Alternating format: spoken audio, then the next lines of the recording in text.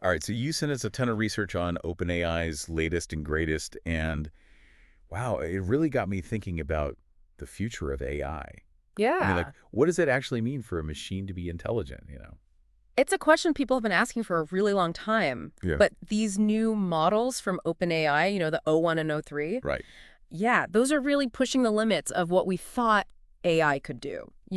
It's like they're forcing us to really rethink what we mean when we say skills and intelligence. I totally agree. That's what makes this whole thing so interesting, right? Yeah. Like when I first saw O3's scores on the ARC-AGI benchmark, Yeah. I was blown away, 87.5%. Incredible. Yeah, it's like, are we on the verge of seeing actual AGI, like artificial general intelligence? Well, there's definitely a lot of excitement about that, especially with O3's performance. Right. I mean, and it's easy to see why, right? The whole point of ARC-AGI is to test general intelligence. It's Yeah. like it makes an AI solve all sorts of visual puzzles with hidden rules. So, Oh, okay. So it's like those brain teaser games where you have yeah. to figure out the pattern. Yeah, And I'm exactly. guessing these are much more complex. Way more complex, yeah. And the fact that O3 can solve these puzzles so well, I mean, it shows just how powerful its computation is. Hmm. But then that brings us to the big question. Yeah. Is it really intelligence or just like super advanced skills? That's the question, isn't it? Yeah. That's the big one. And from the research that you sent, Yeah. it seems like most people are leaning towards skills. Yeah, that seems to be the main takeaway here, like we need to define what skills and intelligence mean when we're talking about AI. Okay. When we talk about skills, we mean like hitting a specific goal under conditions we already know. Okay. So that's kind of like following instructions or applying patterns you've already learned. Gotcha. So it's basically just following a program, Exactly. even if it's a very complex program. Exactly. Even if it's super complex, yeah. But intelligence, that's different. That's all about adapting, to new situations that you didn't expect. So you understand the underlying ideas instead of just blindly doing what you're told. Exactly. So like one is putting together a car perfectly every single time, but the other one is figuring out how to build a car even if it's never seen one before. Exactly. That's a great way to put it. Yeah. And that's where the criticism of O3 comes in. Okay. Sure, it does great on ARC-AGI, but the way it gets those results, well, it's brute force, basically, what we call test time compute. Okay, test time compute. I gotta admit, that's new to me. So imagine you have unlimited time and resources to take a test. Okay. You could just keep trying answers until you get it right, even if you don't actually get the concepts right. Oh, okay, so it's like guessing on a multiple choice test? Kind of, but with, a supercomputer doing the guessing. Yeah, yeah. Yeah, O3 basically used its massive computing power to just try tons of solutions. So I guess that's where the whole schools argument comes in, right? Right. Because if it's just trying every possible solution, there's no real understanding. There's no real understanding. There's no reasoning. Exactly. Yeah, and the research points out that it cost an estimated $346,000 in computing to get that ARC-AGI score, Wow, that's a lot. which is like over $3,000 per task, Just for some visual puzzles. just for some visual puzzles. Yeah, and you start to think, is this really practical for problems in the real world? I mean, that's a lot of processing power. It is. So we know O3 is super powerful when it comes to computation, maybe not so much with actual intelligence. Right. So then how about the benchmark itself? Yeah. ARC-AGI, is that really a reliable way to measure intelligence? That's another good point. Yeah. The research brings that up too because, our RC-AGI was designed with good intentions. Right. But it seems like it's vulnerable to that brute force approach that O3 uses, Yeah. So it might actually be rewarding how powerful the computer is instead of, true understanding. Oh, so like you're trying to test problem-solving skills, but you accidentally made a test that measures how fast someone can use a calculator. Yeah, that's a good way to put it. Okay. And that's why some researchers are saying we need a new benchmark altogether, one that tests AI's ability to adapt and learn in environments that are dynamic and unpredictable. Okay, so instead of just solving predefined puzzles, the AI would have to figure out complex situations where there aren't any pre-programmed solutions. Exactly. Yeah, that's super interesting. I'd love to hear more about how that benchmark would work, what would make it better at measuring intelligence. Well, imagine like throwing the AI into a simulated world, right? Okay. With hidden rules and all this complex stuff happening. Okay. And each world would be totally unique and randomly generated, so the AI has to adapt and learn on the fly. Oh, I see. Yeah, and the whole point of this new benchmark would be to focus on how efficient the AI is and how well it adapts. So you'd reward it for solving things quickly Right. and with as little computing power as possible. Oh, so you're discouraging that brute force method. Ex- Okay, so this sounds like it would really show the difference between an AI that's truly intelligent Yeah, and one that's just really good at following instructions. exactly. That's the whole point. Got it. So this is all really thought-provoking. Uh, I'm starting to see how these concepts, Yeah. skills and intelligence and test time compute, Right. I'm seeing how they could change how we develop and use AI in the future. Absolutely. It affects everything. It's a paradigm shift, right? Yeah. And it's not just theoretical either. Right. This actually affects how we design, how we use, even how we interact with AI every single day. This whole test time compute idea is a game changer. It is. It makes you realize that, we can't just be impressed by how well something performs. Yeah. We need to dig deeper, like figure out how it got those results. Exactly. Let's say you're a business and you want to use AI. Right. You got to understand this difference between skills and intelligence You do. It's crucial. to make good decisions about what kind of AI to use. So it's more than just finding the AI with the highest score. You have to know what that score really means. Right, because you might see something like O3 and be like, wow, look at that. It can process so much data. It can solve anything. Right. But if it's just brute forcing it, relying on all that test time compute, Yeah. it might not be the best fit for what you need it to do. Especially if you need it to be adaptable or creative or deal with situations it hasn't seen before. Exactly. Stuff that wasn't in its training data. Yeah, that's where genuine intelligence becomes really important. Yeah. Imagine an AI that can do it all, analyze the data, do the tasks, Right. but also learn from what happens, adapt to changes, and even come up with solutions that a programmer would never think of. Wow. That would be amazing. It would be revolutionary. Like having a partner to solve problems with, not just a tool. Exactly. And that's why this difference between skills and intelligence is so important. So important for the future. Yeah, we need to be building systems that can go beyond just doing what they're told into understanding and adapting. It's about real understanding. Yeah, I can see how this would impact every industry. Yeah. Healthcare, finance, education, even the arts. Everything. Think about an AI that helps doctors with really difficult diagnoses, or helps teachers personalize learning, or even works with artists to create whole new kinds of art. The possibilities are endless. It's mind-blowing. It really is. But to get to that point, Yeah.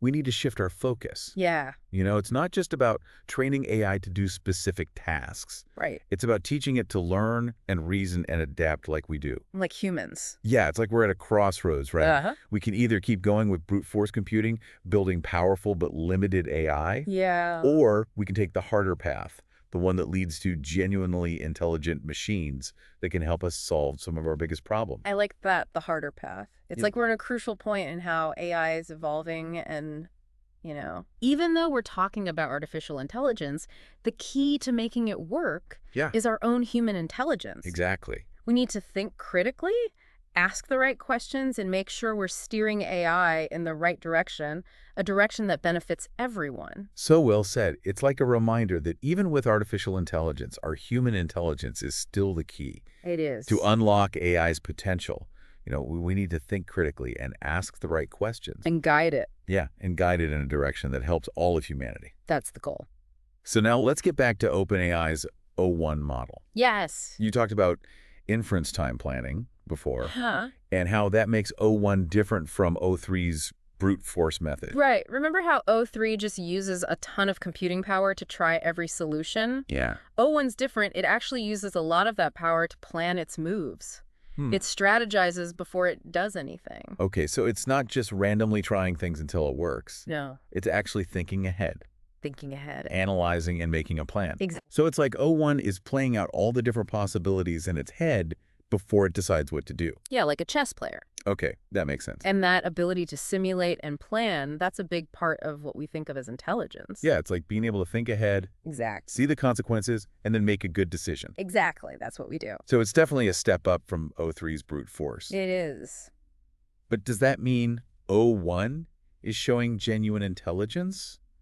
Or is it just like a fancier way of doing skills? That's a tough question, and, researchers are still debating it. Right. O1's planning is impressive. Yeah. But remember, it's still working within the limits of how it was programmed and the data it learned from. Right, so it can plan and strategize, but it's not coming up with totally new ideas, stuff it wasn't already taught. Exactly, that's the key. Okay. When we talk about true intelligence, Yeah. it means being able to learn and adapt beyond what you were trained on. It's like that creative spark. Mm-hmm. That lets you find brand new solutions to problems you've never seen before. I get it, so O1 is on the right track. But it's not quite AGI just yet. Right, but the exciting part is that AI is changing so fast. Yeah. We're seeing all these new approaches popping up. The line between skills and intelligence is blurring. Yeah, this whole deep dive has been really eye-opening. I think so too. It's like we're on the edge of something huge with AI. We are. But it also makes you think about the ethical side of things. Of course, it's not just about the technology. Right. It's about us, our choices, how we want to use AI. Exactly. We need to make sure it benefits everyone, that it helps us, not replaces us, We don't want to be replaced. and that it reflects our values, Our values, absolutely. like what we want AI to be. That brings us back to the question we started with. Yeah. What does it really mean for a machine to be intelligent? Is it just about how fast it can process information? Or how well it follows instructions? Or is it something deeper? Yeah. Something more than that. It's a complex question. Yeah. And there aren't any easy answers, but by understanding these nuances, Yeah? like the difference between skills and intelligence, Mm-hmm. and the different ways we're trying to develop AI, All these different approaches. yeah, we can start to figure out this new world This new world. with more, awareness and wisdom and sense of responsibility for what we're creating. That's a great way to put it. So let's take a short break, and when we come back, we'll delve into OpenAI's O1 model, Okay. and we'll talk about how its unique approach to inference time planning might show us a more nuanced and sophisticated kind of artificial intelligence. Sounds good. Okay, so it's like O1 is playing out all the different possibilities in its head before it decides what to do. Yeah, like a chess player. Exactly. Okay, that makes sense. And that ability to simulate and plan, that's a big part of what we think of as intelligence. Yeah, it's like being able to think ahead, Exactly. see the consequences, and then make a good decision. Exactly. That's what we do. So it's definitely a step up from O3's brute force. But does that mean O1 is showing genuine intelligence? Or is it just like a fancier way of doing skills? That's a tough question. And, researchers are still debating it. Right. O1's planning is impressive. Yeah. But remember, it's still working within the limits of how it was programmed and the data it learned from. Right. So it can plan and strategize, but it's not coming up with totally new ideas, stuff it wasn't already taught. Exactly. That's the key. Okay. When we talk about true intelligence, Yeah. it means being able to learn and adapt beyond what you were trained on. It's like that creative spark that lets you find brand new solutions to problems you've never seen before.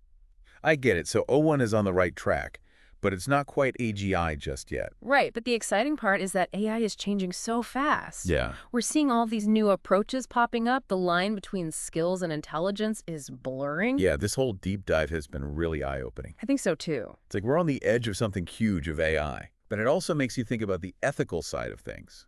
Of course, it's not just about the technology. Right. It's about us, our choices, how we want to use AI. Exactly. We need to make sure it benefits everyone, Yeah. that it helps us, not replaces us, We don't want to be replaced. and that it reflects our values, Our values, like absolutely. what we want AI to be. That brings us back to the question we started with. Yeah. What does it really mean for a machine to be intelligent? Is it just about how fast it can process information, or how well it follows instructions? Or is it something deeper?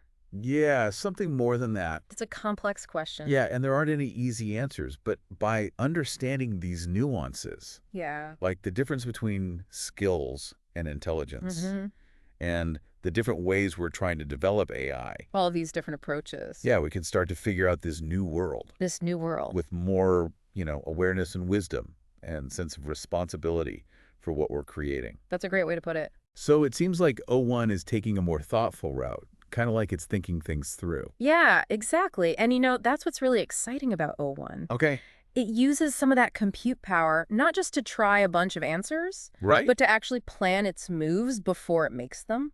Okay, so instead of just trying every key on the key ring, it's examining the lock first Yeah, that's a good way to put it. to see what kind of key it needs. Exactly. Yeah, that makes a lot of sense. I mean, that's kind of what we do, right? That's what humans do. Yeah, like if we're trying to solve a problem, Exactly. we don't usually just jump in and try anything randomly. We think it through first. We weigh our options. Yeah, exactly. We think about the possible outcomes, and then we choose the approach that seems most likely to work. And that's what makes this so fascinating, right? Yeah. It's like O1 is exhibiting some level of actual thought, I mean. It really is. It's not just reacting to information, it's analyzing and strategizing. And that's a key element of what we consider intelligence, right? Yeah. Being able to think ahead, to anticipate what might happen, Right. and then make a smart decision based on that. It definitely seems like O1 is going beyond just following a set of instructions, wouldn't you say? I would agree with that. Yeah, okay, so this is all really interesting, but let's bring it back down to earth for a second. Yeah, that's a good idea. Like, how does all of this relate to our listeners, Right, because it can be easy to get lost in all the technical details. Yeah, But at the end of the day, this conversation is about how AI is going to affect our lives. exactly, like how it's going to change the way we work. How we relate to each other. Yeah, and what the future holds for us as humans. Absolutely. And I think one of the big takeaways here is that we can't just assume that all AI is created equal. We can't. Just because something performs well on a test Yeah. doesn't necessarily mean it's truly intelligent. Exactly, that's the point we've been making, right? Right. We need to be more aware of how AI is being developed and used. I do. And we need to understand the potential benefits and limitations. The benefits and the risks. Yeah, and we need to be mindful of the ethical implications too. Always. So whether you're a business owner, a student, or just someone who's curious about technology, Anyone. it's important to understand AI and how it could impact our world. I completely agree. So with all that in mind, Yeah. let's go back to O1 and its unique approach to inference time planning. Let's do it. And we'll talk about how it might offer a glimpse into a more nuanced and sophisticated form of AI. A more human-like AI. Yeah, exactly. All right, let's jump right in. Okay, so let's break down this O1 model and this inference time planning thing. Okay. You were saying that it makes O1 different from O3 and its brute force method. Exactly. Yeah, so remember how O3 just uses a ton of computing power during the test to try every possible solution? Right, like trying every key on the key ring. Yeah, exactly. Well, O1 is different. It actually dedicates a big chunk of its processing power to planning its moves beforehand. So it's like it's strategizing, thinking things through before it takes any action. Precisely. It's not just reacting to the situation. Okay, so how does this inference time planning actually work? Like what's going on inside O1's digital brain? Well, it's a bit complicated, but basically you can think of it as O1 creating a mental model of the task. Okay. It runs simulations, trying different things and seeing what might happen. So it's kind of like playing out different scenarios in its head. Exactly. And then based on those simulations, it picks the best course of action. So it's like it's thinking ahead, trying to anticipate the consequences of its actions. Right. And that's what we often associate with human intelligence. That ability to plan, to strategize, to make decisions based on what we think might happen in the future. It's definitely a step beyond just following instructions. Yeah, it is. But does that mean O1 is actually intelligent? Or is it just a more advanced form of, following a program? That's a great question. And to be honest, it's one that researchers are still debating. It's really impressive how well O1 can plan. Yeah. But we have to remember that it's still working within the limits of its programming and its training data. So even though it can plan and strategize, it's not coming up with totally new ideas. Right. It's not coming up with concepts that it wasn't exposed to during its training. Okay, so it's not like this sudden burst of creativity or anything. Not exactly. True intelligence, in the way we understand it, would involve being able to learn and adapt beyond the data you were trained on. It's about coming up with truly original solutions, things that weren't pre-programmed. Right, so maybe O1 isn't there yet. Yeah, maybe not quite yet, but it's exciting to see how quickly this field is advancing. It really is, and it's been amazing to dive into all of this with you. Absolutely. It's a fascinating topic. It really makes you think about the future and what role AI will play in our lives. It does. And, it's important for us to have these conversations. It is. To really think about the implications of this technology. Yeah, and to make sure that we're developing and using it responsibly. Responsibly, ethically. Exactly. So to everyone listening, we want to leave you with this thought. Okay. As you encounter AI in your everyday life, whether it's a chatbot or a recommendation algorithm or whatever. Yeah, or self-driving car. Right. Take a moment to think about the intelligence behind it. Mm-hmm. Is it just following instructions? Or is there something more there? Yeah, that spark of something different. Exactly. And what does that tell us about the potential of this technology? That's the question we all need to be asking. This has been a really incredible deep dive into AI, I agree. and we hope you've enjoyed it as much as we have. We'll see you next time on The Deep Dive.